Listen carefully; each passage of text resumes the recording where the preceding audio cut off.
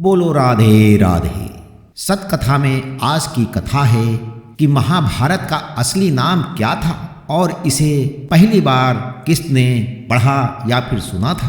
तो आइए इसी के बारे में आज हम सुनेंगे, लेकिन इससे पहले चैनल को सब्सक्राइब करें, लाइक और शेयर करें। महाभारत संपूर्ण विश्व का सबसे बड़ा काव्य ग्रंथ है। महाभारत हिंदुओं का एक प्रमुख काव्य ग्रंथ है जो स्मृति के इतिहास वर्ग में आता है। कभी कभी इसे केवल भारत कहा जाता है और ये काव्य ग्रंथ भारत का अनुपम धार्मिक, पौराणिक, ऐतिहासिक और दार्शनिक ग्रंथ है।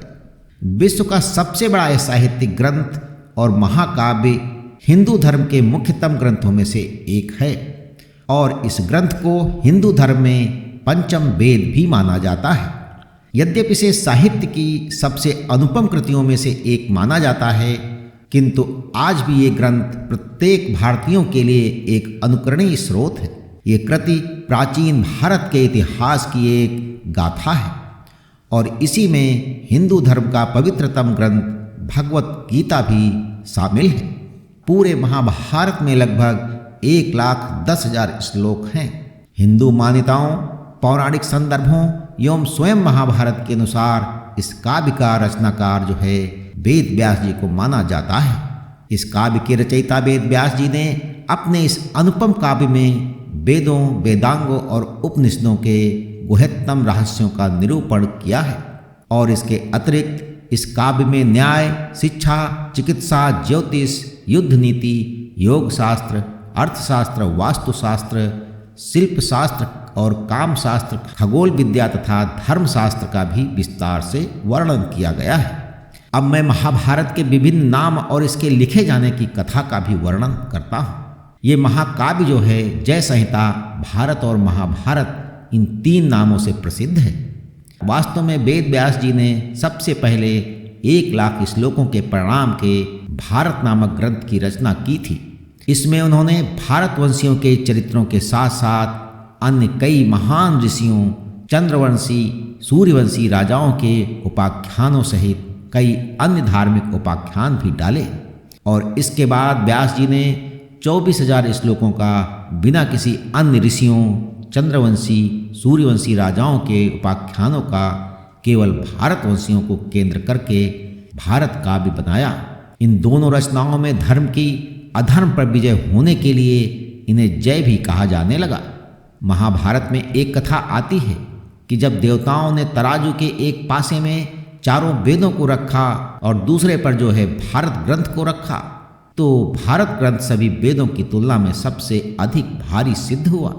अतः भारत ग्रंथ की इस महत्ता को देखते हुए देवताओं और ऋषियों ने इसे महाभारत नाम दिया और इस कथा के कारण मनुष्यों में भी ये काव्य जो है महाभारत के नाम से सबसे अधिक प्रसिद्ध हुआ।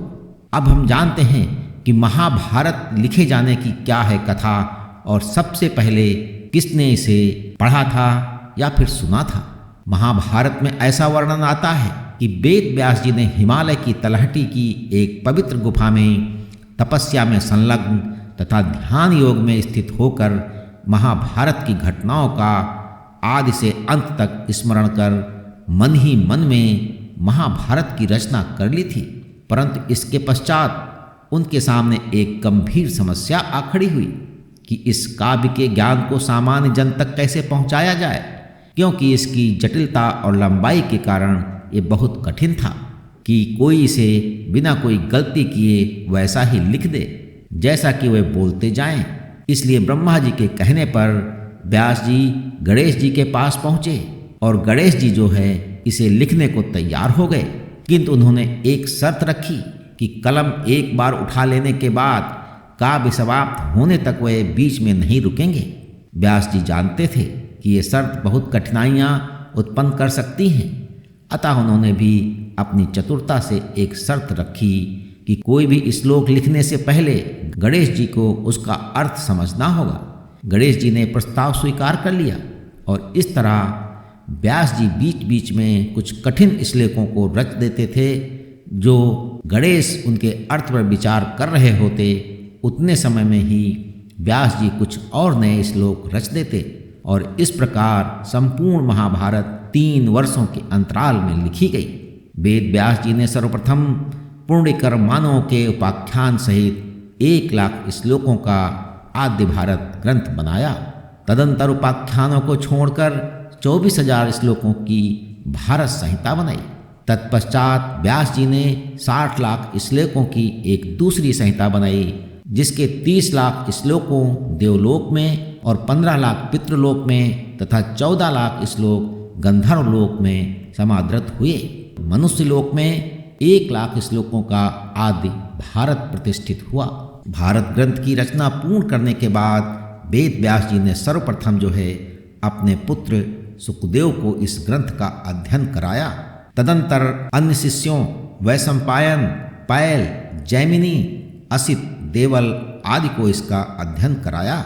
सुखदेव जी ने गंधर्वों, यक्षों और राक्षसों को इसका अध्ययन कराया और देव ऋषि नारद ने देवताओं को, असित देवल ने पितरों को और वैशंपायन जी ने मनुष्यों को इसका प्रवचन दिया। वैशंपायन जी द्वारा महाभारत काव्य जन्मेजय के यज्ञ समारोह में सूत सहित कई ऋषि मुनियों को सुनाया गया था और इस प्रकार युगों युगांतरों से हमारी ये प्रिय गाथा ऋषि मुनियों से होती हुई हमारे पास आई। तो पौराणिक कथाओं में आज बस इतना। अगली बार हम सुनेंगे एक नई कथा। तब तक के लिए ईश्वर की सभी शुभकामनाएं आपके साथ बनी रहे।